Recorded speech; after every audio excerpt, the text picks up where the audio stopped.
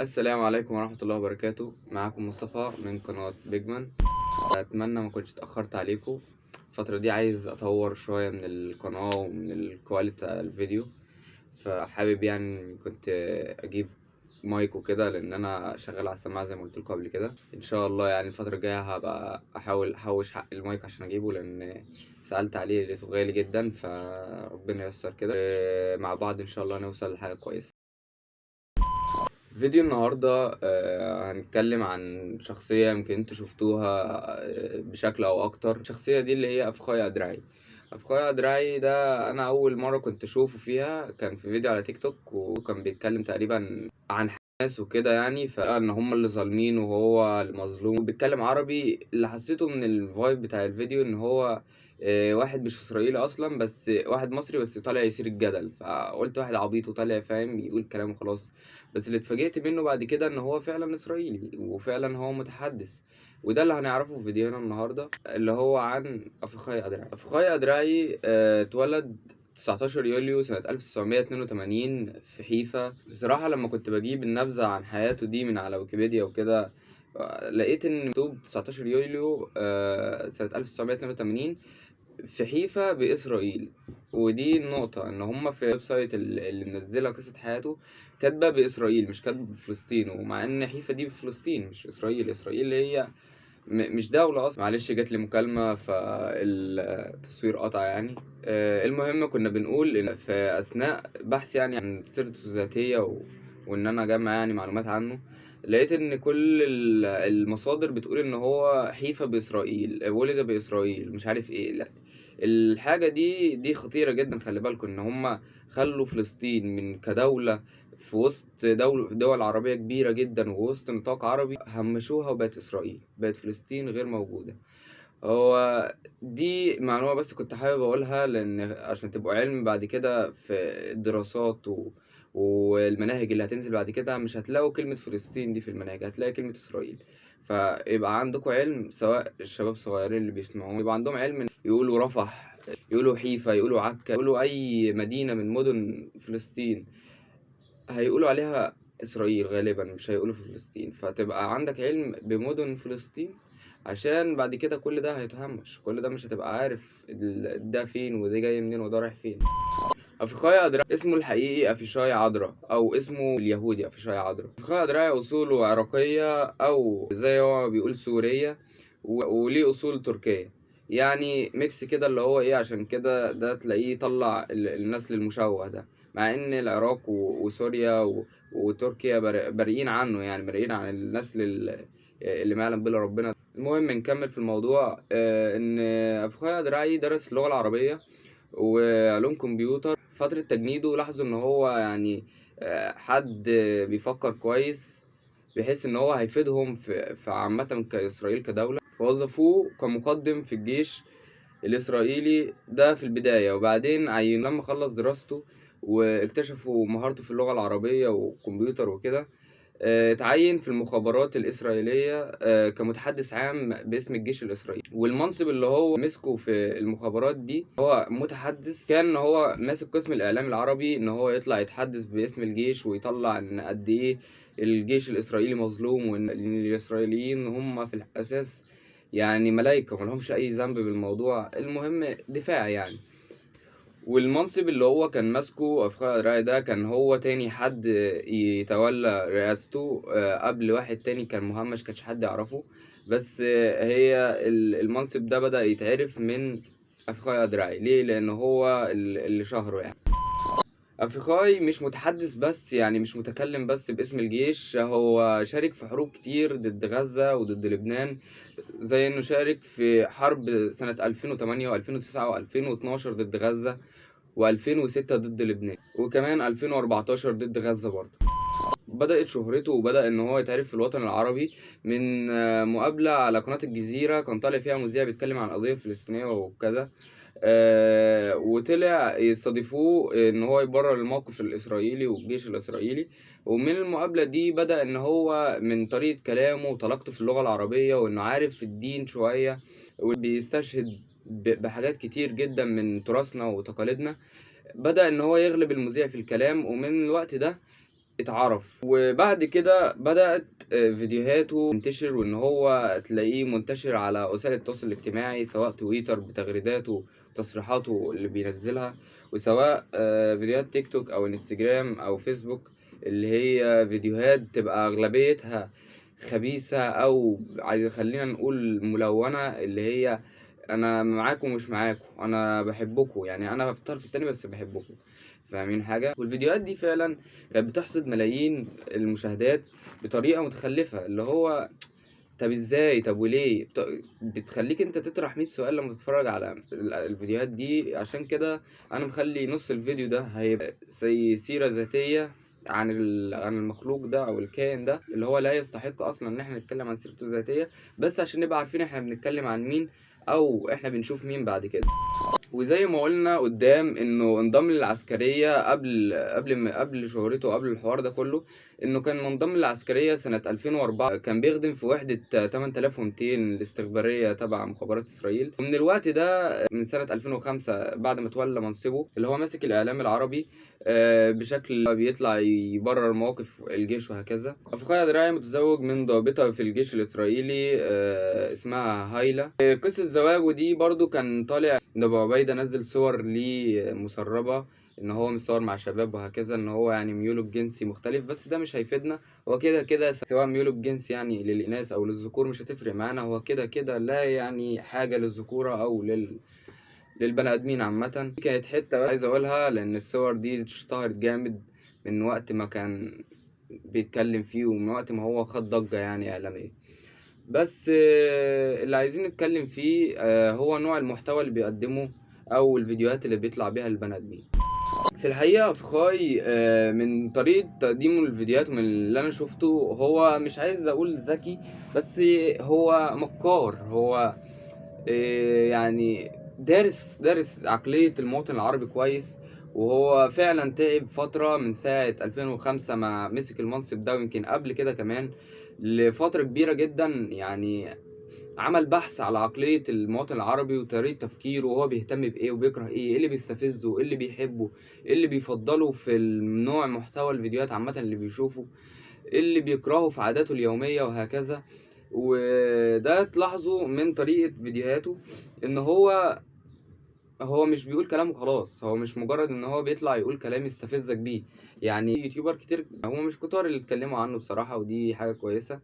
بس من اللي انا شفته من اليوتيوبر اللي بيتكلموا عن افخاي، ان هم بيقولوا ان هو غرض من الفيديوهات ان هو يستفزك، ان هو يحرق دمك وخلاص. لكن لا، هي دي مش الحقيقة. الحقيقة ان هو الطريقة اللي بيقدم بيها فيديوهاته بتخاطب اللاوعي اكتر ما بتخاطب الوعي. يعني ايه بيخاطب ايه الكلام المغلظ ده؟ هبسطها لك. انت دلوقتي في وعيك انك انت لما تتفرج على شخص زي ده، مثلا زي فيديو زي ده، على أهلي على ديني على أرضي تلاقيني، أنا لشعبي أفدي هون، أنا دمي إسرائيلي إسرائيلي إسرائيلي. مثلا يعني هو بيكلمك بصيغة ان هو بيستفزك، ان هو انا وحش بس بقول على نفسي حلو، اللي هو انا هطلع نفسي ملاك وبدافع عن جيشي وبدافع عن بلدي. هو حطك في حتة انت بالياتشو بتضحكني بس مش اكتر، اللي هو تبقى انت حاطط في دماغك ان انت فاقس، وان انت شايف الموضوع ده بتتريق عليه، اللي هو ملوش مغزى من الموضوع، ان هو بدفاعه عن اسرائيل او جيشه او ايا كان بقى المنظمه الفذه دي كلها، الصهاينه عامه. ان هو يخليك تقول في دماغك اكيد انا مش هصدقه، اكيد انا مش هقتنع بيه، اكيد الشخص ده متخلف في دماغه، اكيد ده بيستفزني، اكيد مش عارف ايه. ده بس في دماغك اللي هو في الوعي. نخش في منطقه اللاوعي.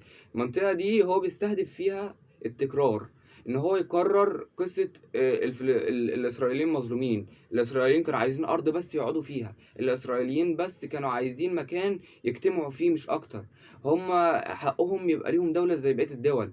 هم اللي بيعملوه ان هم قاعدين في دولة بس هم حماس والمقاومة هي اللي بتهاجمهم. كل الحاجات دي والافكار دي وافكار كتير تانية بيزرعها بطريقة غير مباشرة في اللاوعي اللي في دماغك، اللي هو بيخليك من بره اللي هو انت مدرك ان ده تبع فئة الفساد وبيدافع عن فئة الفساد، وانت مدرك ده، بس بطريقة يعني من غير ما تظهر كده، طريقة تسيب اثر في دماغك. لا دي كذا، دي كذا، دي كذا، دي كذا، حاجات جمل كده بتتساب في دماغك، اللي هي تخليك مش مقتنع بيها بس موجودة. هو عايز بس ده. هو دي فكرة اللاوعي، ان هي بيحط لك كلمات انت مش مقتنع بيها او مش مؤمن بيها او مش تبع مبدأك، بس موجودة في دماغك. ده الهدف. بنشوف الطريقة دي في تقديم المحتوى او في الفيديوهات او كسوشيال ميديا عامة من فترة كبيرة جدا، من ساعة ما طلعت الطريقة دي بيستخدموها. لو تلاحظ فكرة الفيديوهات الإباحية وإنك تتفرج على الكلام ده والعادة السرية، و100,000 فيديو ينزل كيف تبطل العادة السرية في 30 يوم ومش عارف إيه، والضجة دي كلها. هو مش هيقولك اعمل العادة السرية أو هيقولك اعمل كذا، مش هيأمرك إنك تعمل كذا، بس هيخليك بطريقة أنت من غير ما تاخد بالك تعمل ده غصب عنك، وهتبقى أنت مدمنها. اللي هي هو هيقولك في البداية العادة السرية حرام، هيقول لك في البداية الفيديوهات الإباحية والكلام ده كله حرام وغلط، وهيقول لك العقاب ليه والنصوص اللي في الدين والأحاديث وكل حاجة تثبت إن الشيء ده غلط وما ينفعش تقرب منه. بعدين هيبثلك بطريقة غير مباشرة الحاجة المضادة. يعني إيه؟ يعني إنك أنت ما تقعش في الغلط ده، إنك تتجوز. قصة إنك تتجوز ده محتاجة إيه؟ محتاج فلوس، محتاج مسؤولية، محتاجة. طيب نلعب على حتة الفلوس والمسؤولية عن طريق السوشيال ميديا. لو تلاحظوا الحاجة اللي بتشوفوها ان البنت بتطلب تعجيزات في الجواز، وابو العروسة بيطلب تعجيزات في الجواز، وتلاقي فيه هزار ميمز بتنزل اللي هي الجواز ده مش محتاج اي حاجة، ده هي علبة جاتوه ودبلة مثلا. دي حاجة من اللي انتوا بتشوفوها كل يوم، اللي هو على سبيل التريقة، فاهم؟ بس يقول لك الجواز محتاج 5 مليون ومش عارف محتاج شقة فين، وبيصعب لك الموضوع الجواز عامة، بحيث ان هو يخليك بطريقة او بالتانية تحط في دماغك ده هم صعبوا علينا الحلال، ده هم الجواز صعب. طب ما الدنيا كلها ما محدش عارف يتجوز، ما محدش عارف يشتغل، ما محدش عارف يجيب الفلوس، هنتجوز ازاي؟ ما هو طبيعي لما يحط لك العوائق دي كلها قدام الاختيار الحلال تبص للحرام، تتوجه للحرام ببطء وبالتدريج. اللي هو ده صعب، طب انا عايز اوصل ده وهما مصعبين عليا، انا بتعب، انا بعمل، انا بشتغل ومش عارف اجيب ده.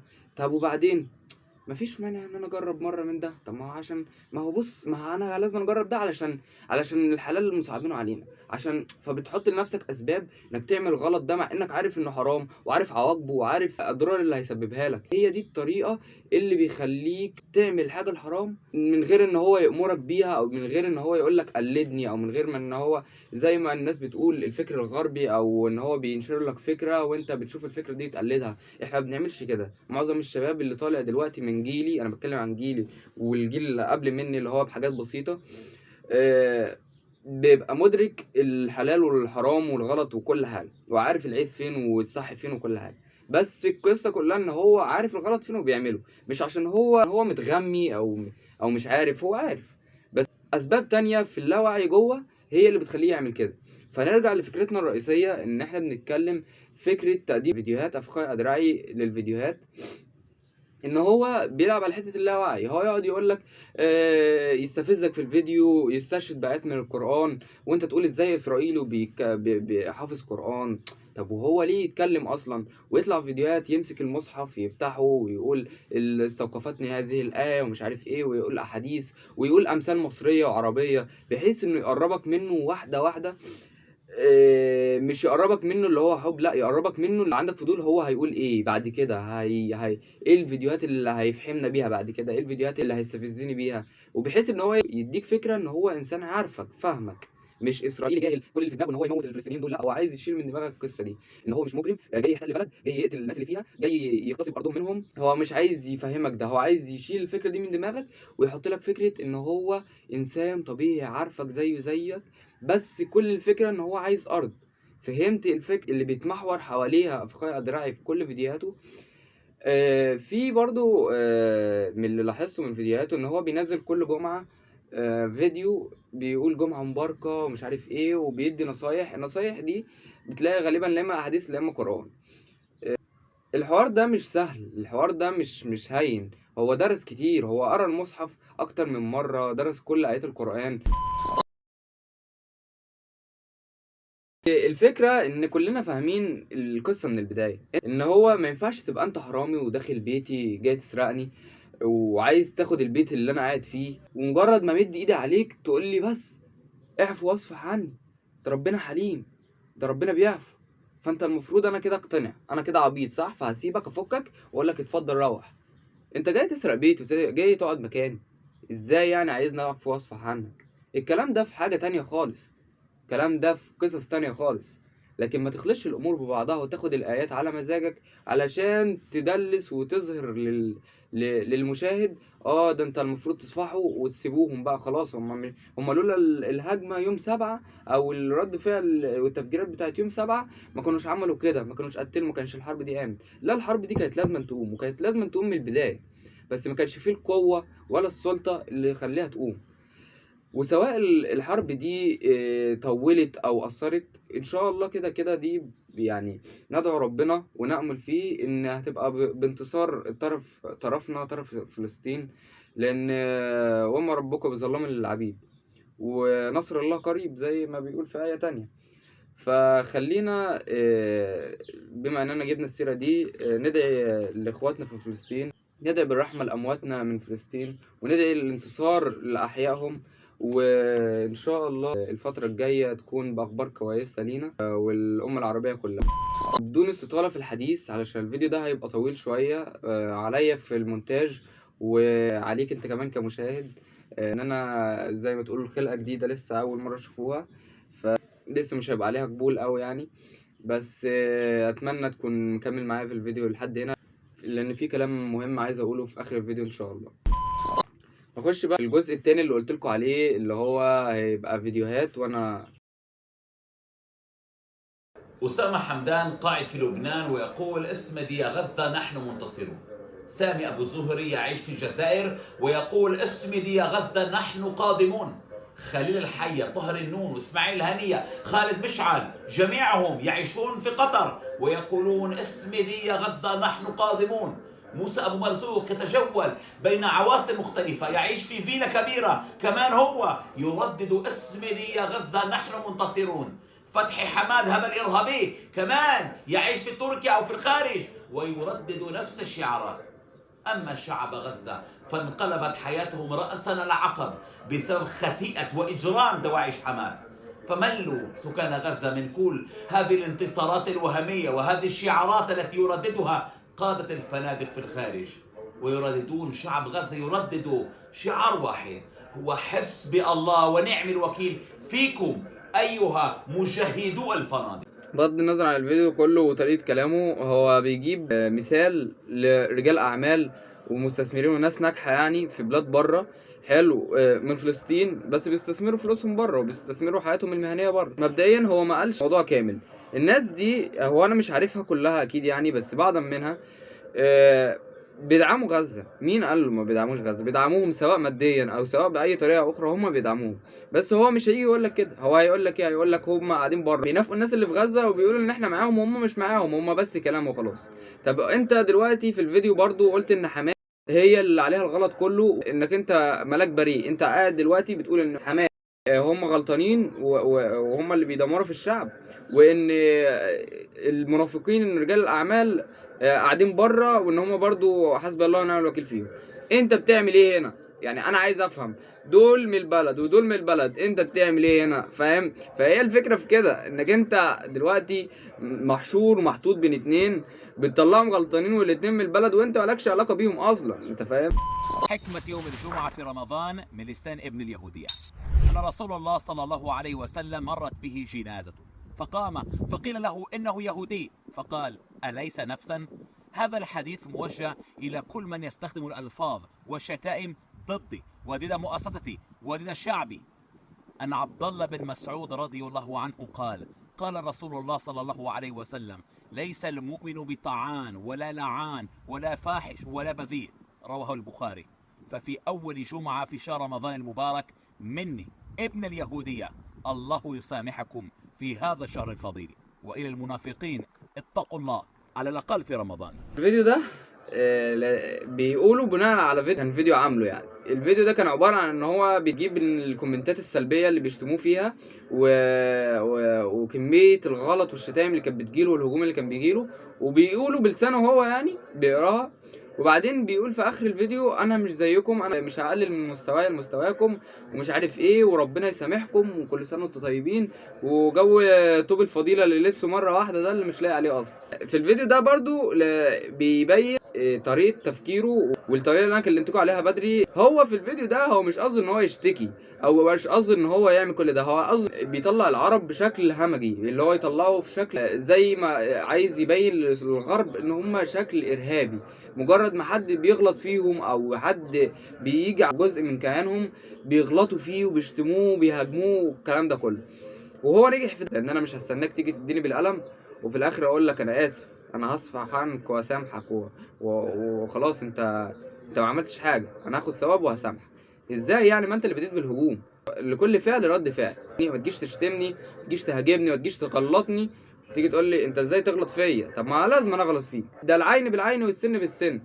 هو انت مين قال لك ان احنا ديننا بيقول لنا ان احنا هنبقى جبنة؟ مين قال لك ان ديننا بيقول لنا ان احنا نستسلم؟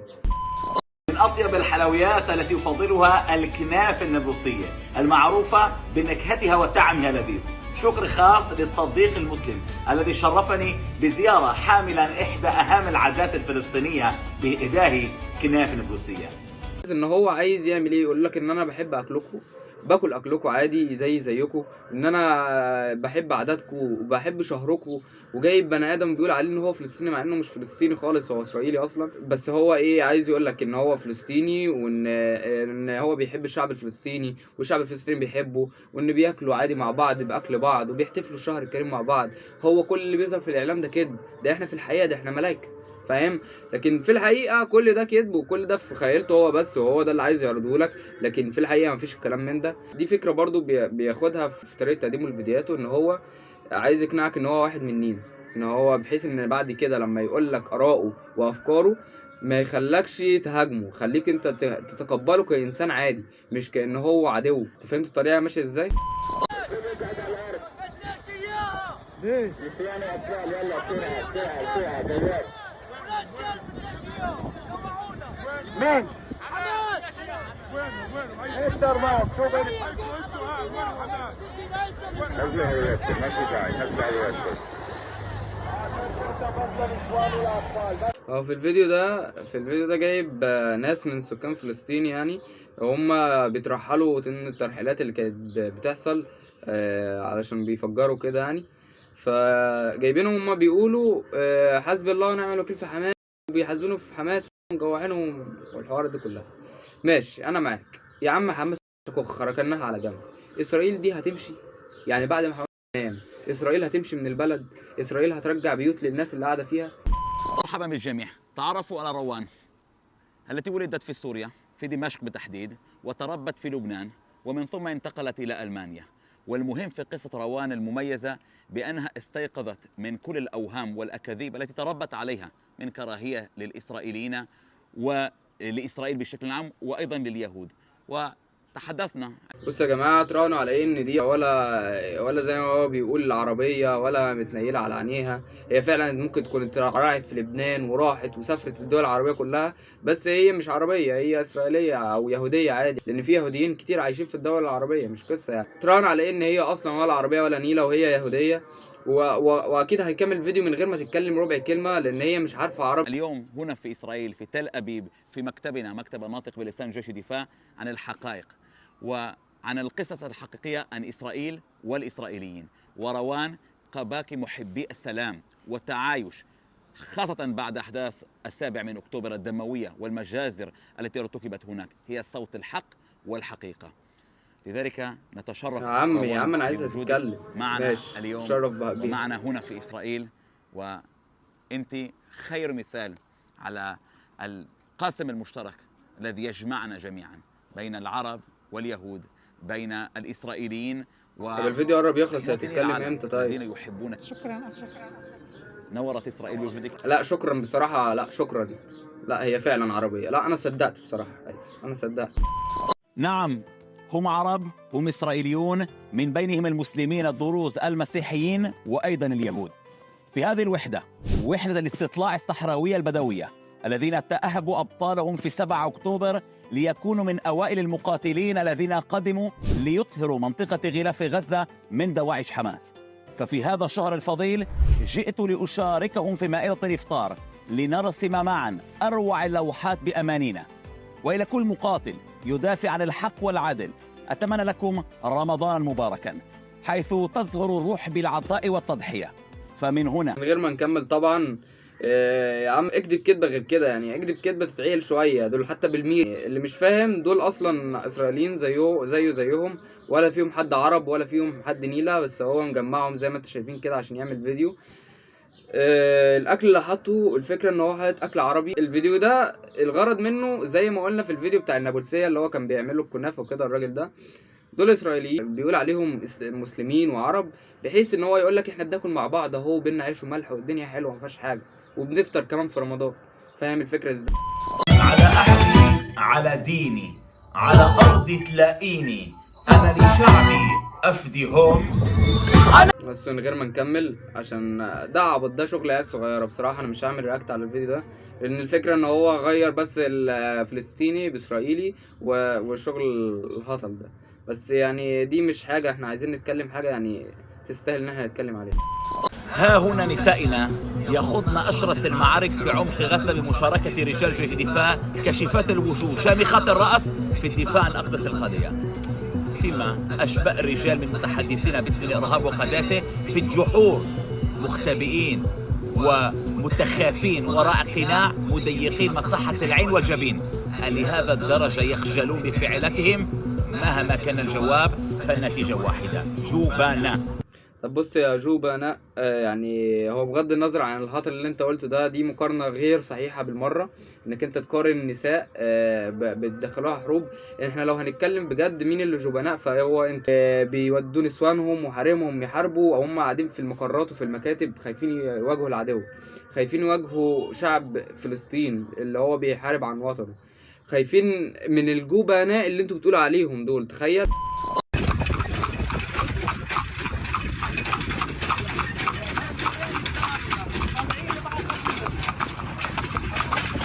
هات شوف، ارفع حسبي الله ونعم الوكيل فيك يا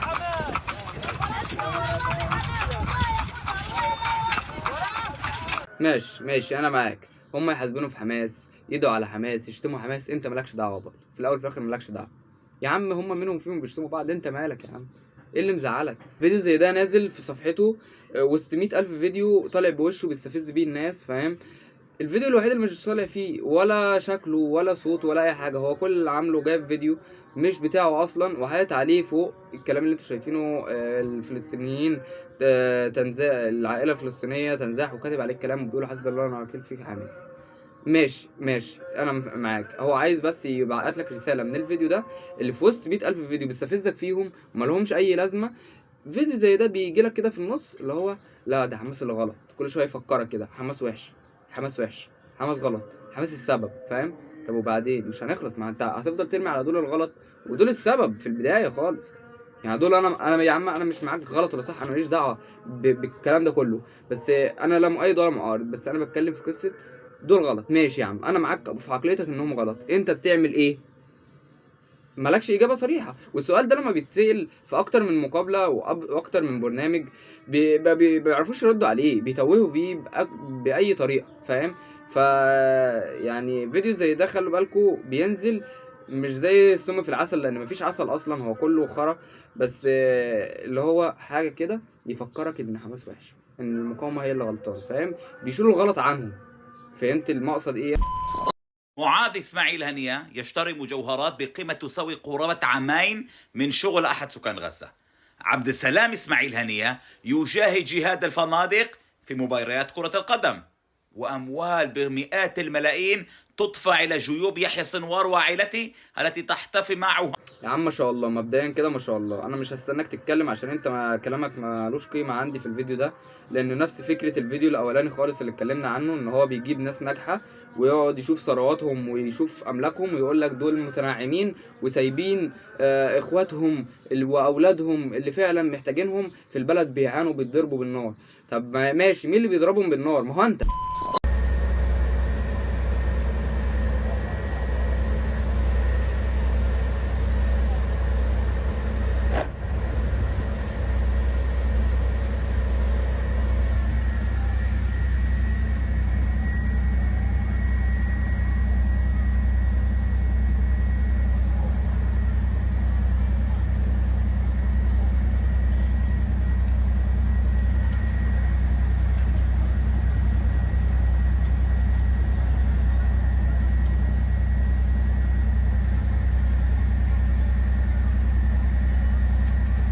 بصوا يا جماعة، فيديو زي ده نفس الفكرة بتاع اللي كانوا ماشيين بحنطور من شوية وبيقولوا حسبي الله في حماس. الفكرة ان هو بيحط فيديوهات كتير جدا بيستفز بيهم الشعب، حلو، يستفز بيهم العرب، وينزل فيديو زي ده تفليتة او تفليتين. فيديو زي ده بيقولك ان الجيش الاسرائيلي بيساعد المسنين وبيسندوا وبيخرجوا العربية بتاعته الكارو. انت مدرك هو بيساعده في ايه دلوقتي؟ بيساعده ان هو يمشي، يرحل منين؟ من الارض اللي هم مستولين عليها. فيعني عامل زي بالظبط اللي داخل بيت واحد وكسر له رجله، حرفيا كسر له رجله وطالع بيعرج، فده زهق منه فبيسنده عشان يخرج. فاهم؟ هي دي الفكره بس. لكن هو لا بيساعد ولا بينيل. هو الفكره ان هو جايب لك الفيديو ده علشان يقنعك ان هم حلوين وما فهمش حاجه، واحنا اللي كخ. معلش انا هصدقك وكدب عينيا فعلا. أنا أفيخاي أدرعي ابن اليهودية، دين الله الداعي إلى عبادة الرب الخالق. أنا ابن اليهودية، ابني داود وسليمان. الفيديو ده كان عامله بناء برضو على نفس الشتائم اللي كانت بتجيله على نفس الفيديو اللي هو الاولاني خالص، لو لقيته هنزله لكم. ان هو بيقول لك انا ابن اللي مش عارف ايه ومفتخر قوي. احنا لو بصينا لنسلك على اساس ديانتك انت وعلى اساس الكتاب المحرف بتاعك، هتشوف ان نسلك ما يدعيش انك انت تفخر بيه كده ابدا. انت من نسل واحده زانيه، فما بنتكلمش في الحوار ده خالص، فاهم؟ فخلينا يعني نسكيب الفيديو ده عشان مش هيبقى في صالحك خالص. يما مويل الهوى، يما مويل الهوى. والله يا جوليا ويا سكان غزة، هذا هو حال غزة عندما يحكمها النذل الداعشي سنوار واتباعه الذين دفعوا غزة إلى هذه الهاوية بعد أن ارتكبوا خطيئة 7 أكتوبر وارتكبوا المجازر والفظائع. هم لوحدهم مسؤولين عن بصوا يا جماعه، الانسان ده فعلا مستفز جدا. بس عايز اقول لكم حاجه، بيقول نفس الفكره اللي احنا قلناها بدري، ونفس الحاجه اللي احنا قلناها بدري بيعيدها تاني. ان هو بيجيب المآسي والمعاناه اللي بيعيشوها اهل فلسطين دلوقتي في الحروب اللي هم سبب فيها، ويقول لك شوف انا معاكم فعلا، انا متضامن معاكم، بس كل ده بسبب مين؟ بسبب الطرف التاني، بسبب دول، بسبب المقاومه، بسبب. انت فهمت؟ انت اكيد دلوقتي فاهم دماغه موديه على فين وفيديوهاته كلها بترمي على ايه. بس الفكره اللي انا عايز اقولها لك ان كل فيديوهاته بالشكل ده، فانا بصراحه مش هعرض ليه فيديوهات تاني او مش هشوف فيديوهات ليه تاني، لان المغرب قرب جدا بصراحه، وانا بصور قبل الفطار. كل سنه وانتم طيبين وصوما مقبولا وافطارا شهية ان شاء الله. يعني لو بتشوفني قبل الفطار، لو بتشوفني بعد الفطار، الف هنا. وبس اتمنى تكون فهمت المغزى من البني ادم ده، او مش عايز اقول الانسان بصراحة، الحاجة دي فهمت منها ايه، فهمت فيديوهاته بترمي على ايه وبيستهدف ايه. مش ما يغركش المنظر اللي بره اللي هو بيقوله لك ان هو يستفزك، او مجرد ان هو يقول احاديث او قرآن او يقول لك حاجات كده يخليك انت تقول شوف ده بيحاول يستعطفني، لا هو مش بيحاول يستعطفك خالص، بيحاول يحط لك رسالة في اللاوعي عندك زي ما احنا قلنا بدري، ان هو يخليك بدون ما تحس وبدون ما تشعر انت بتناقضه وبتهاجمه، بس في نفس الوقت في فكرة ثابتة في دماغك حتى لو انت مش مآمن بيها. فكرة ان هما جايين ضيوف مش جايين يقتحموا او محتلين، فبيجدد لك الفكرة دي كل مرة، وكل مرة يحط لك حاجة زيادة ان هما مالهمش ذنب، الطرف التاني ليه ذنب، المقاومة هو اللي ليه ذنب، ان هما يدوب بيردوا بس على اللي بيعملوه لكن هما ما بيعملوش حاجة. فهمت الفكرة ماشية ازاي؟ بس انا اتمنى بصراحة ما نديلوش اهمية من بعد الفيديو ده. لو حد يعني بيشاهدني ما تديلوش اهمية، ما تتفرجش عليه، لان كل ما تتفرج عليه اكتر كل كل ما الرسائل اللي عايز يديها لك هتزيد اكتر، وهتستقبلها غصب عنك بشكل لا ارادي، وبعد كده ده هيأثر في رد فعلك. يعني اقل ما فيها الناس كانت كلها متحمسة وقت الحرب ما حصلت، وقت يوم 7 اكتوبر وفترة اسبوع اسبوعين بعدها كان عندهم الحماس، كلنا فلسطين كلنا معاها ودعمينها والمساعدات وكل الكلام الحلو ده. بس قل الشغف ده مع الوقت بسبب حاجات زي دي كتير جدا، سواء وسائل الاعلام او سواء منه، بس بشكل اكبر منه هو، لان هو مستهدف الشباب في اللي هم كانوا عاملين اصلا الحماس ده في البدايه. فلو تلاحظوا دلوقتي نادر لما حد بيتكلم عن فلسطين. المفروض القضيه دي يعني مشغله مكمله، مش حاجه بس او ترند هو اللي يخليها تظهر، هي المفروض مكمله، اللي دول منا واحنا منهم، فاهمين حاجه؟ بس فاتمنى ما تدلوش اهميه من بعد الفيديو ده. اتمنى تكونوا فهمتوا الفيديوهات بترمي على ايه، مش مجرد فيديوهات استفزاز وخلاص يعني. وبس يا رب مكنش ضيعت وقتكم، واتمنى ما كنتش ابقى تقيل عليكم يعني. وبس اعملوا شير ولايك وسبسكرايب، وان شاء الله ما كنتش طولت عليكم في الفيديوهات يعني، لان بقالي فتره كبيره ما بسجلش. وبس اعملوا شير ولايك وسبسكرايب، ويا رب تنجحوا، ومع السلامه.